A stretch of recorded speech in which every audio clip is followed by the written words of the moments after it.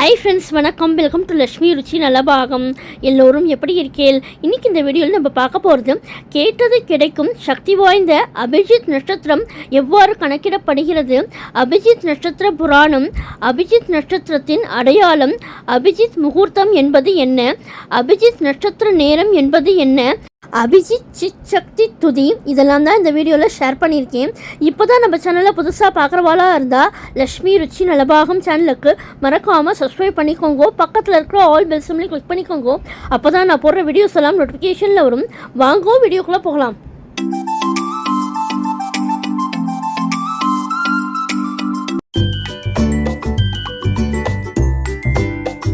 அபிஜித் நட்சத்திரம் சித்திரை மாதம் 25வது நாள் வெள்ளிக்கிழமை மாலை 6:24 முதல் 6:48 மணி வரை உத்திராடம் திருவோணம் நட்சத்திரம் இடையில் 24 நிமிடம் வருகிறது. அபிஜித் நட்சத்திரம் எவ்வாறு கணக்கிடப்படுகிறது? காலபுருஷனுக்கு 21வது நட்சத்திரமான உத்திராடம் முடிவிலிருந்து 22வது நட்சத்திரமான திருவோணம் ஆரம்பமாகும் இடையில் உள்ள 24 நிமிடங்களை தான் வெற்றியின் நட்சத்திரமான அபிஜித் நட்சத்திரமாக கணக்கீடு செய்யப்படுவதாக ஜோதிட ஆய்வாளர்கள் சொல்கிறார்கள். இந்த நட்சத்திரத்தை 28வது நட்சத்திரமாக எடுத்துக்கொள்ளலாம் என்று ஜோதிட சாஸ்திரங்கள் சொல்கிறது. ஜித் என்ற வார்த்தையானது வெற்றியை குறிக்கிறது. அபிஜித் என்பது விரைவான வெற்றியை குறிக்கிறது. இந்த நட்சத்திரம் ஏன் அதிகளவில் பயன்படுத்தப்படவில்லை என்ற கேள்வி எல்லோர் மனதிலும் உண்டு. இந்த நட்சத்திரத்தின் அதிதேவதையாக பிரம்மா இருக்கிறார்.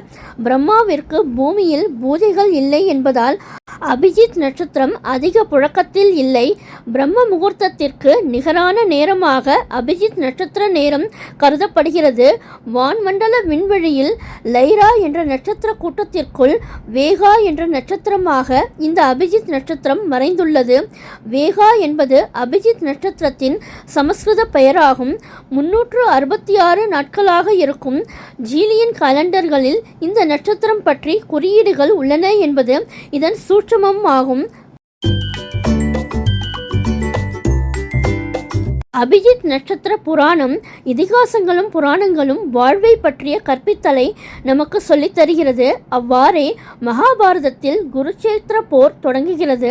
அச்சமயத்தில் ஜோதிட வித்தகன் சகாதேவனிடம் துஷாதனன் எந்த நேரத்தில் எப்படி போர் தொடங்கினால் வெற்றி பெற முடியும் என்ற கேள்வியை கேட்கிறார். ஜோதிடத்தை பற்றிய உண்மையை எப்பொழுதும் மறைக்காமல் சொல்லும் பண்புடையவன் சகாதேவன் அபிஜித் நட்சத்திரம் தோன்றும் நேரத்தில் போர் தொடங்கினால் வெற்றி என்று சொல்லி செல்கிறார்.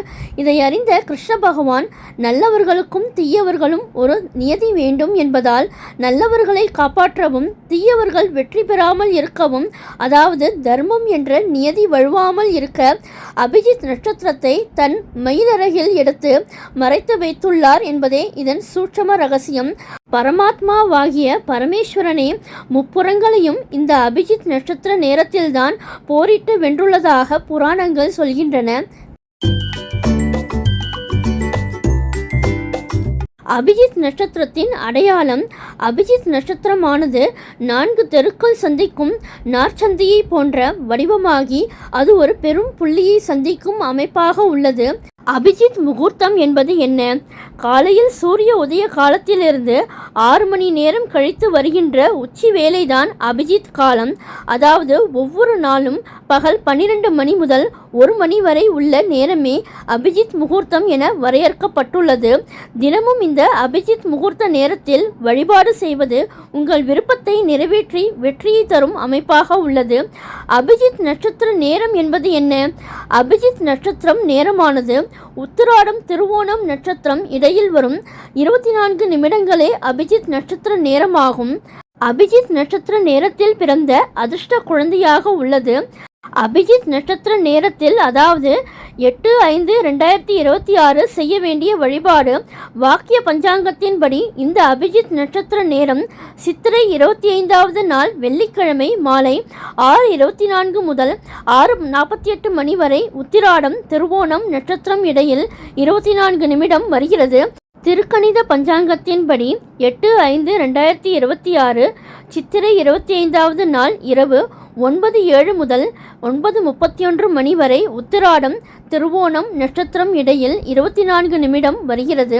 உத்திராடம் மற்றும் திருவோணம் நட்சத்திரத்திற்கு இடைப்பட்ட 24 நிமிட காலத்தை தான் அபிஜித் நட்சத்திர நேரம் என்று சொல்கின்றோம். அதாவது உத்திராட நட்சத்திரம் இதன் கடைசி 2 பாதம் இருக்கும் நேரம், திருவோணம் இதன் முதல் 2 பாதம் இருக்கும் நேரம் இணையும் காலம் அபிஜித் நட்சத்திர காலமாகும். அபிஜித் நட்சத்திரம் மகர ராசியில், அதாவது உச்ச ராசியில் உத்திராடம் நட்சத்திரத்தின் கடைசி 4இல் ஒரு பங்கும் திருவோணம் நட்சத்திரத்தின் முதல் 15இல் ஒரு பங்கும் உள்ள நேரம் அபிஜித் நட்சத்திரம் ஆகும். இந்த அபிஜித் நட்சத்திரம் இருக்கும் 24 நிமிட நேரத்தில் நாம் இறைவனிடம் என்ன பிரார்த்தனை வைத்தாலும் அது அப்படியே கூடிய விரைவில் நடக்கும் என்பது உறுதி.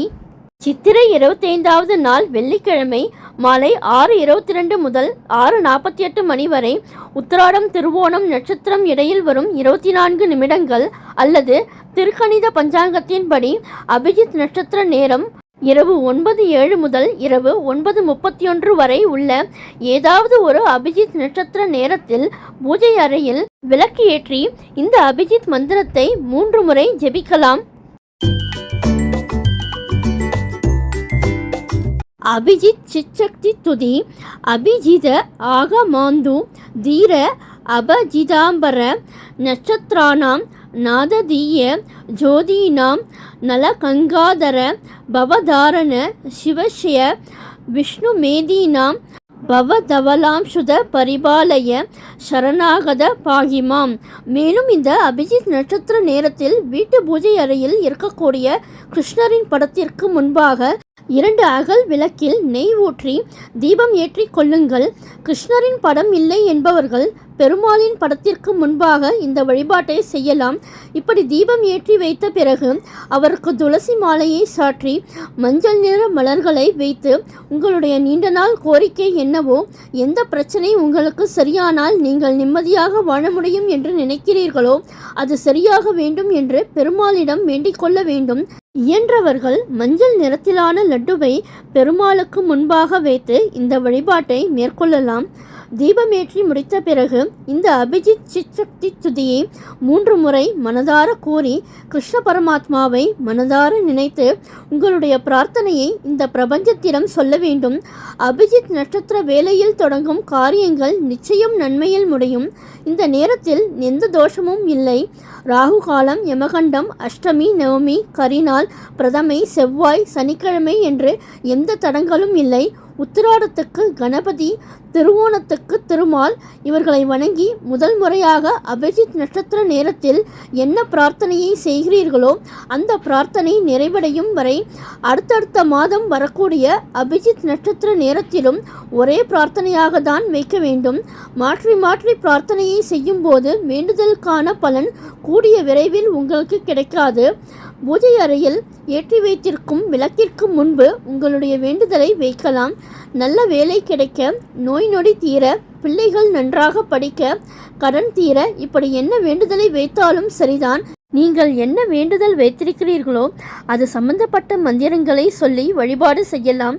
நல்ல வேலை கிடைக்க வேண்டுமென்றால் அனுமன் மந்திரம், கடன் சுமை குறைய வேண்டுமென்றால் மகாலட்சுமி மந்திரம், பணவரவு அதிகரிக்க வேண்டுமென்றால் குபேரர் மந்திரம், இப்படி உங்களுக்கு தெரிந்த மந்திர உச்சாரணங்களை செய்து இந்த பிரார்த்தனையை இறைவனிடம் வைக்கலாம். அல்லது உங்கள் குலதெய்வ வழிபாடு, இஷ்ட தெய்வ வழிபாட்டு மந்திரத்தை கூட சொல்லலாம், தவறு கிடையாது. ஆக மொத்தத்தில் அபிஜித் நட்சத்திரம் இருக்கும் இந்த 24 நிமிடங்களும் உங்களுடைய மனது ஒருநிலைப்பட வேண்டும். இந்த 24 நிமிடத்தில் இந்த பிரபஞ்சத்திடம் நம்பிக்கையோடு உங்கள் பிரார்த்தனையை சொல்ல வேண்டும். அதுதான் ரொம்ப ரொம்ப முக்கியம். நம்பிக்கை நம்பிக்கை நம்பிக்கை நம்பிக்கை இல்லாமல் நாம் என்ன செய்தாலும் அது நிச்சயம் பலன் தராது.